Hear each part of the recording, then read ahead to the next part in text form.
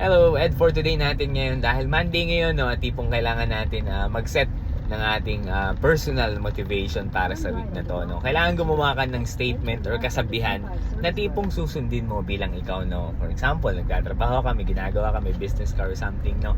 Gawa ka ng isang bagay or ng isang salita na gusto mong sundan buong week nito. Like for example, hindi ako may stress ngayong week, makakapag-close ako ngayong week, magbebenta ako ngayong week, iiwasan ko ang chismis or something, no? Iiwasan ko negativity ngayong week. Gumawa ka ng ganyan para ma-encourage mo yung sarili mo na yun yung magiging focus mo. Though mahirap, pero again, maganda pa rin naman na kailangan i-set mo yung week mo. Especially Monday ngayon, no? Gawin mo ng paraan na yan yung magiging primary focus mo etong week na to. Para kumbaga kahit pa paano may nagre-remind sa'yo or nire-remind mo yung sarili mo, like isulat mo yan, ipaskill mo yan kung saan para nakikita mo siya, no?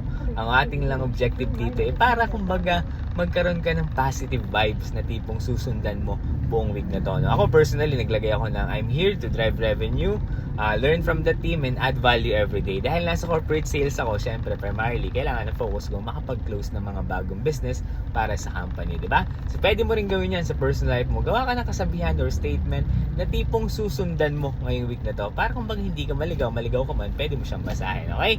So yun lang ang aking Ed for today. Kung nag-gets mo yung mga mensahe at nagustuhan mo yung mga payo, huwag malimutan. Like and follow ko dito sa aking Facebook, TikTok at YouTube. Salamat.